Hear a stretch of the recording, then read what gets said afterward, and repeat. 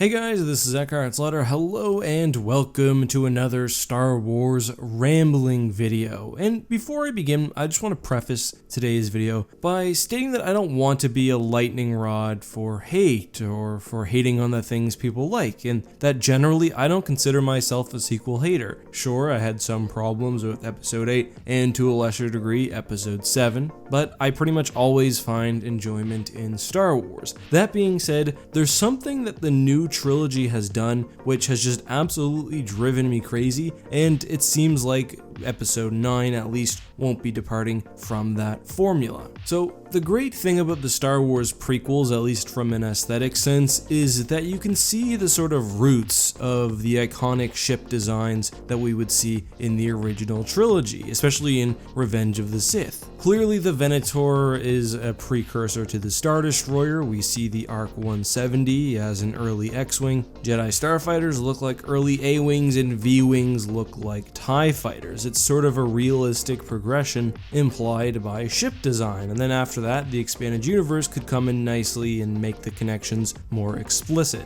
But that latter part wasn't important. However, what I do remember before Episode 3 especially is being really excited to see what new kind of spaceships would be introduced into the series. And hell, even in Episode 1 we get the Vulture droid and the N1 Starfighter, both of which are completely different than anything which appeared in the original trilogy. We see in Episode 2 for the first time what a Jedi would use for their starfighter, as Obi-Wan sort of goes off on his own little excursions. And of course, generally we also have more Naboo ship design, and we just get something completely separate from the original trilogy, but which I think still fits nicely into the Star Wars universe, especially when you consider how things sort of changed and how you're going from, in the original trilogy, following a ragtag group of rebels to sort of the height of galactic decadence. And I think the way that this transitions into my complaint about the sequel trilogy is pretty clear. First of all, though, I do want to say that I think the Resurgent Star Destroyer is just a phenomenally cool ship. It's a sort of natural evolution of the Imperial Star Destroyer, while still looking, I think, visually quite distinctive, and at least I right away can pick it out as being a First Order ship rather than an Imperial ship. However, for me, that's basically where the great things that I can say about ship design end, but most prominently, I want to talk about starfighters. The way that this trilogy has dealt with starfighters has been, without pulling punches, pretty damn terrible, and I made a post about this on Twitter yesterday or a few days ago that I think a lot of people resonated with. One of the reasons I go to see Star Wars, and just one of the reasons why I love the franchise from my times watching them as a kid until now, is just seeing the creativity and the imagination that went into the universe, seeing a new ship design that's completely different, but that somehow still fits. For example, in Return of the Jedi, we get the A-Wing, we get the B-Wing, we get the TIE Interceptor. Each of these are different, but close enough that it makes sense. So when The Force Awakens comes along and what we have for new ships is essentially a slightly modified X-Wing with different engines and a TIE Fighter with a stripe on it, well, personally, I wasn't impressed. The movie was so stunning visually, but it just failed to capture that sense of wonder and that sense of imagination that I get from seeing something for the first time and just basically falling in love with the new ship design. However, I was fairly willing to sort of write that off in Episode 7 because I understood what Lucasfilm was trying to do by sort of bringing old and perhaps disenfranchised fans back into the fold and just trying to make a movie that most people would really enjoy. But still, it's hard not to be disappointed when tonally the movie feels the exact same as the original trilogy, or at least very similar. I still really enjoyed Episode 7, but I would have liked them to take the feeling of the universe in a different direction, and that's not only with how they dealt with ships, but also another good example is planets. We don't see sprawling metropolises like Coruscant. We see basically the backwater worlds, the Outer Rim. We're retrotting territory that we've all been to before, but still with Episode 7, I understood that. Now comes along Episode 8, and this time we have basically more of the same. Sure, Kylo Ren did get a new starfighter, and one that's pretty damn cool, I might add. But other than that, the Resistance now has some long A-wings, I guess. And the First Order is still only using one TIE model besides for the silencer, and it's basically the most boring TIE design ever, just the stock one,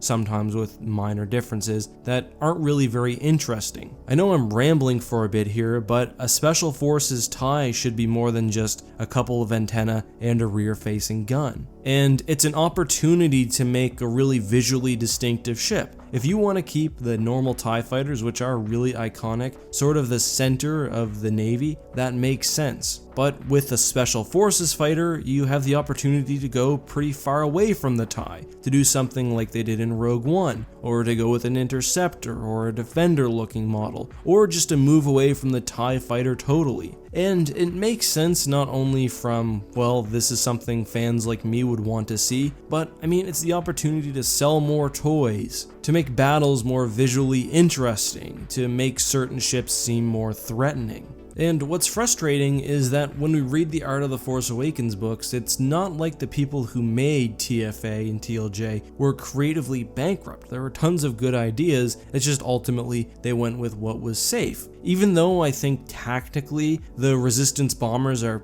pretty questionable, they are at least something different, and generally the Resistance fleet in that movie was pretty cool. But besides for the Raddus, they're essentially just a backdrop, something getting blown up.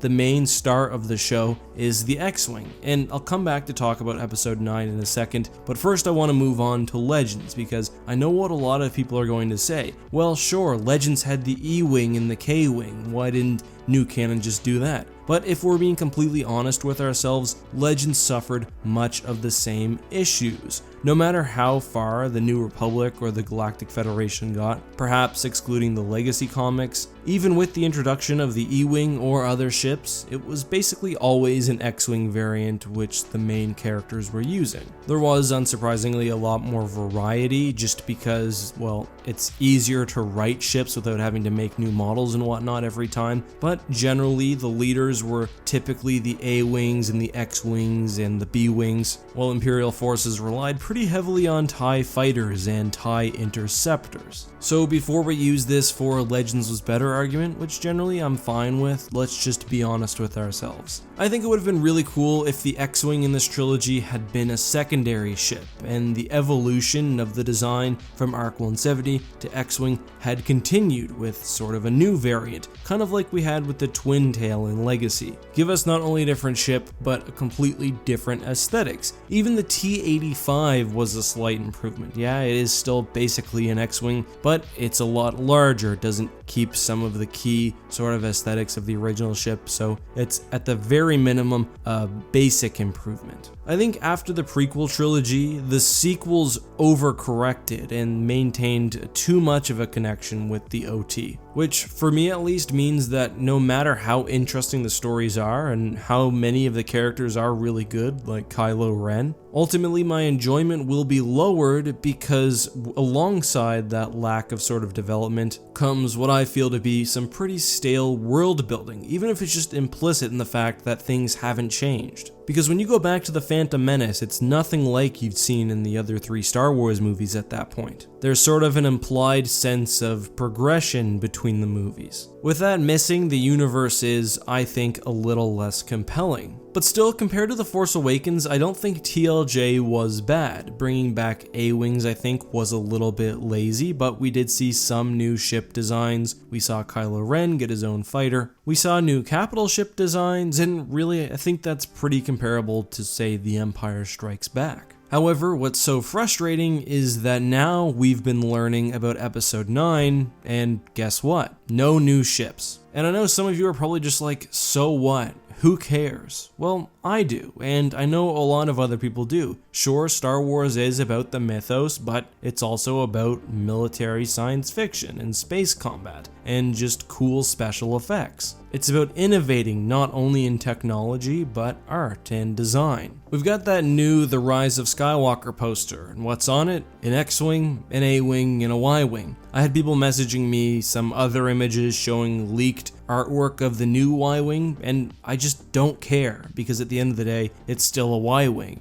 So what if the fuselage is a little fatter? I could imagine that change, and that's just not interesting to me. And on the other side, we have the incredibly adventurous choice to give the TIE fighters triangle-shaped wings. And Kylo's starfighter has a new cockpit, I guess. My point is, all of these ship designs would have fit perfectly into the original trilogy. You can't say the same thing about the prequel starfighters. And I just don't get it. It can't be laziness because the people working on these movies are phenomenal talents and they basically have unlimited money. I think ultimately it's too much adherence to what made Star Wars popular and a fear of taking risks, even with minor things like ship design. I also forgot there are technically B-Wings in that trailer too. Why not just throw something else in there? I mean, it's still possible. The movie hasn't come out yet. We don't know really anything about new starship designs, but as we get closer and closer to December and the toys start coming out and the Lego sets are announced and we haven't really gotten anything, I don't know. I just can't help but be disappointed.